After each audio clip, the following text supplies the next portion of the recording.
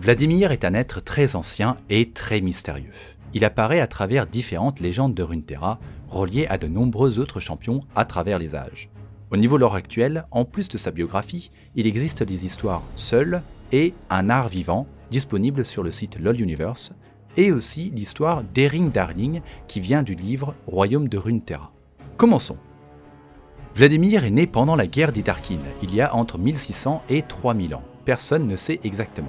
Il venait de l'ancien royaume de Kamavor, et c'était même un prince de ce royaume.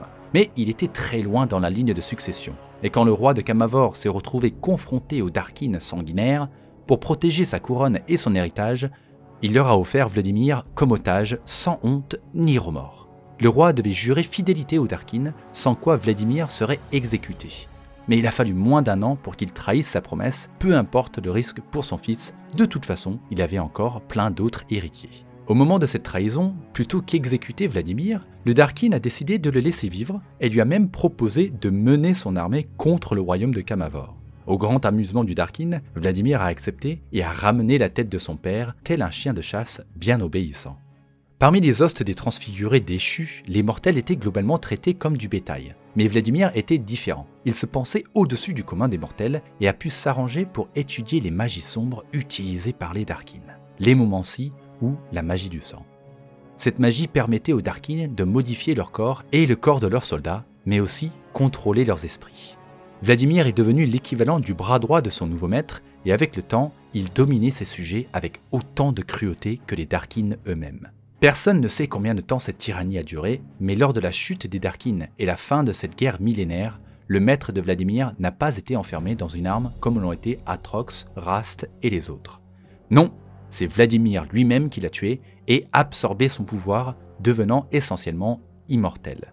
Vladimir doit cependant se maintenir en vie avec des rituels hémomantiques sordides. Et suite à la chute des Darkin, il a bâti un culte autour de lui pendant des siècles à l'est de Valoran, avec des adeptes qu'il considérait comme un dieu. Mais il n'était pas le seul être surpuissant à arpenter ces terres à ce moment-là. Mordekaiser était alors à l'apogée de son pouvoir, et la sorcière pâle, aussi connue sous le nom de Leblanc, cherchait un moyen de l'arrêter. Elle a approché Vladimir avec une proposition d'alliance, et ensemble, ils ont créé la Rose Noire. Ils ont ensuite utilisé des magies obscures terrifiantes pour enfin se débarrasser du Revenant de Fer et à leur tour prendre le contrôle de l'empire qu'il avait créé.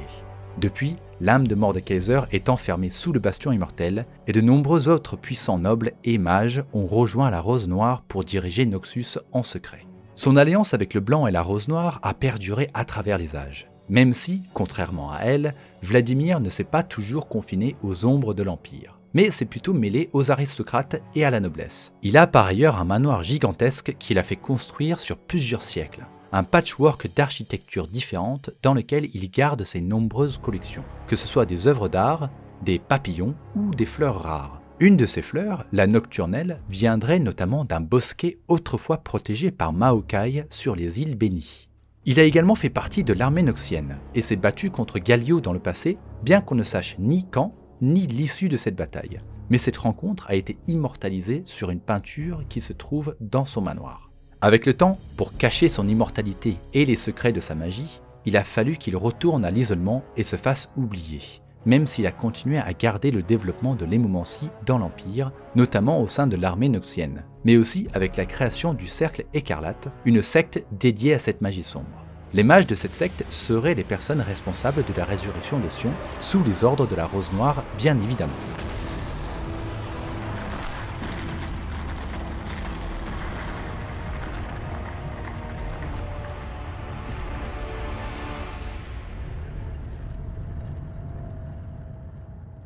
Après la mort de l'empereur Boram Darkwill, la prise de pouvoir par Swain et la proclamation du Trifarix, Vladimir a été forcé à refaire son apparition dans la sphère politique noxienne en tant qu'opposant au Triumvirat.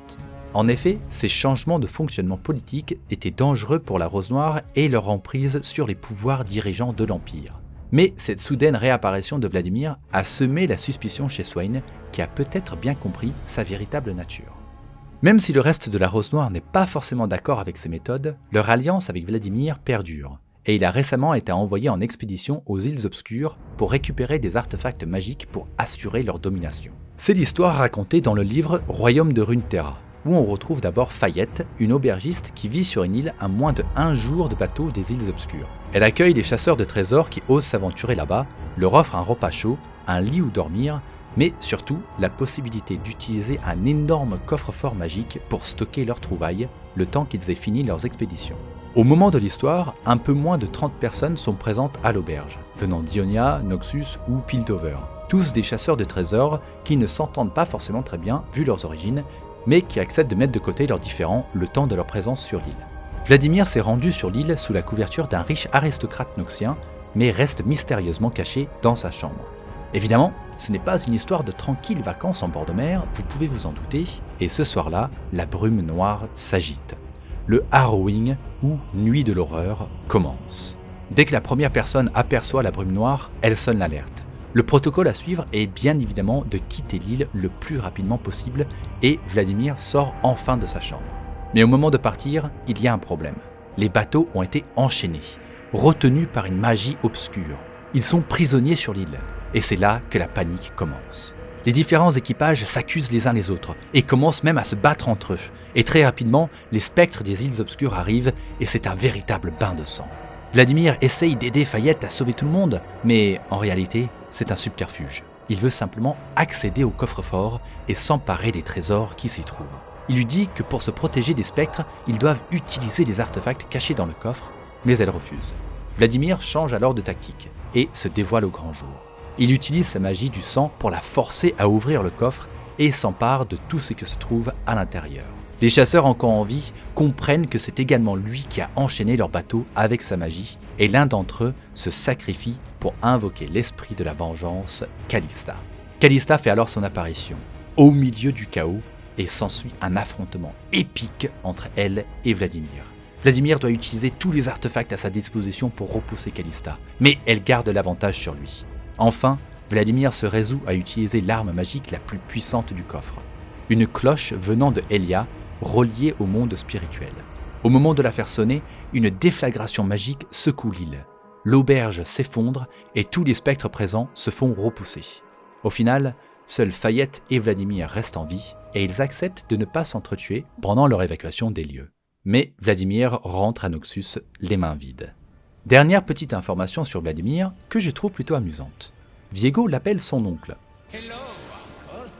I'm surprised you haven't been torn apart by an angry mob. Même s'il est plutôt son arrière-arrière, 25 fois arrière grand-oncle. Et Vladimir avait pour habitude d'envoyer une lettre chaque année à Viego pour prendre de ses nouvelles. Et Viego lui répondait. Mais quand Isolde, la femme de Viego, a été empoisonnée, Viego était tellement préoccupé par sa femme mourante qu'il n'a pas pris la peine de répondre à la lettre de Vladimir, sans savoir qu'en fait, son oncle avait certainement la capacité de la soigner. La destruction des îles bénies et tous les événements qui en ont découlé auraient pu être évités avec une simple lettre. Si cette vidéo t'a plu, pense à laisser un like, t'abonner et partager la vidéo. À bientôt.